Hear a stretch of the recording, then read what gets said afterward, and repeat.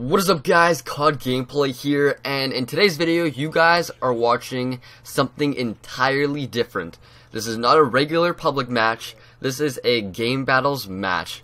And what Game Battles is, if you do not know, it is a competitive and organized environment online where you create a team and then you scrim or you actually play games, and it's on the ladder, and all games are recorded and kept score. There's playoffs and everything, so it's very competitive.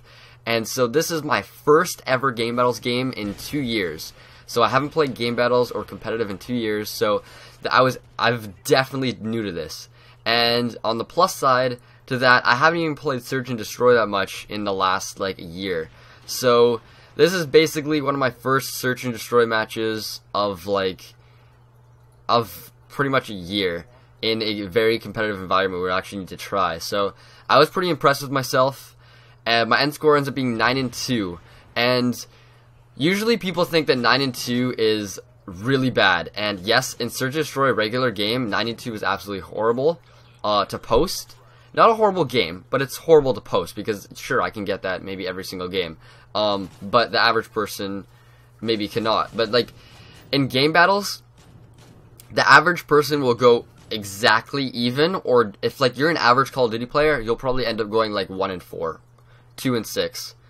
But if you have to be really good, every single person that plays Game Battles is a very, very good player. And now right away you might say, wow, he's using a Type 95, what a noob. And to be honest, I felt really bad for using the Type 95 as well. I even asked my friend, I was like, bro, do you think I should actually use the Type 95? I feel bad for using it almost, because it's so cheap.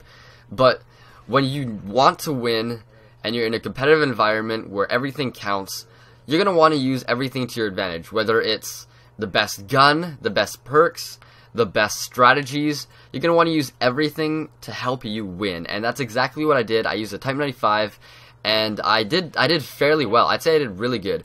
I played, I think, we played 3 games. We ended up going 1-2 record, so it wasn't that good.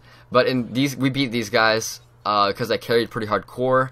The other teams that we versed, one was a 1-6, which you shouldn't have lost to. We got super unlucky. And the other team was 230. They were absolutely insane, and they had some crazy strats. And the worst part about it as well, every single Game Battles match that we played, we had outposts. This shitty map. I hate outposts so much, and somehow we get it every single time. And it was funny because I was like, you know what, should we go GB variant, which is only 5 maps. It's Arcaden, Hard Hat, but it's usually it's better teams that pick that.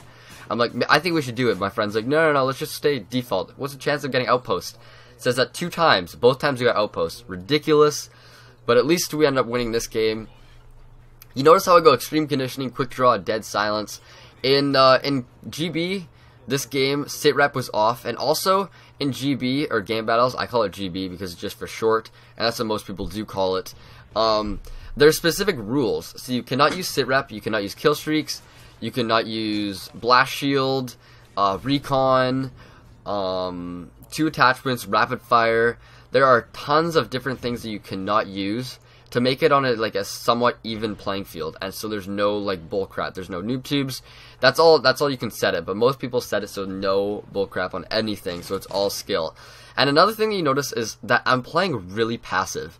Usually when I post my games, I'm playing really aggressive, and I'll admit, I hate playing passive, but in a competitive environment, everyone, if you're playing on defense, what you're doing is literally proning on the ground for almost an entire round, waiting and defending the bomb. When you want to win, you want to protect the bomb, because the enemy needs to get to the bomb. In usual games, it's sure, I'll get to the bomb eventually. You just want to get kills, want to just have fun, and just destroy the other team, right? In competitive Game Battles, your whole objective is to get that bomb planted or kill the enemy team, whichever one you can do easier. Most of the time, it's getting the bomb planted and securing the area around the bomb so you can at least protect it and possibly get a win out of that, because it's a 7.5 second defuse and 7.5 second plant time. So if it's 7.5 second defuse, you literally have to be at the bomb with 10 seconds to go. And that nade was perfect. That's the exact reason why I'm starting to use frags again. Tossing it, you cook it a bit. I even hit the guy perfectly. Personally, I think frags are a little bit better just because you can throw them farther, and if you get good with them, you can cook them and and set it so it's perfect. Also, you notice how everyone's head glitching. Head glitching in game battles is so common. If you're not head glitching, you are not playing it right, definitely. I can tell you that for sure. And what head glitching is, if you don't know, it's clipping, which is, right now I'm little bit head glitching. It's when you just have it so your gun, you can just see over the ledge that you're, like, behind. And what that does is, you actually shoot from the very tip of your head. And so, like, the very, very tip of your head. And so if you shoot, if someone's shooting at you and you see the tip of their head, they can still see you, because technically the eyes are at the very, very tip of the head. That's where the gun's shooting from. It's kind of weird, but that's just how the game's played. It's not actually shot from, like, directly from the hip, which would kind of make more sense. But then again, what would, like, you be running, you see over a barrel and you're shooting, and it's like, oh, I can't shoot over the barrel. That would be kind of ridiculous. But you get used to it, and if you can, I always use cover, and if you can jump from cover to cover, play passively, and use your teammates. Always use communication. It is so necessary. Callouts, that's so necessary. It's absolutely ridiculous. If you try playing with no communication, with no microphone, and you play game battles, you're going to get destroyed. Doesn't matter how good you are. If you can't communicate where the enemy is and where you're going or where you want your teammates to go, you're going to lose. Every single time, I'm keeping an eye on my teammates, telling them, okay, watch my back. Make sure, oh, you guys are watching the exact same two places. Don't be doing that. Turn around. Make sure you got his back. Let's rotate around. I need help pushing up. Make sure that my side's covered while I push up, and I'll protect you because you have the bomb.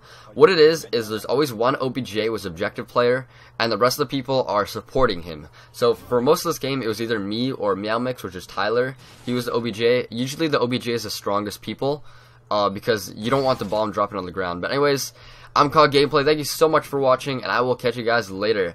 Like if you guys enjoyed and want to see some more competitive games, because I have tons of fun playing it. I might be live streaming some as well, because it gets really, really intense. But anyways, I'm called Gameplay. Thanks for watching. I'll catch you guys later. Peace.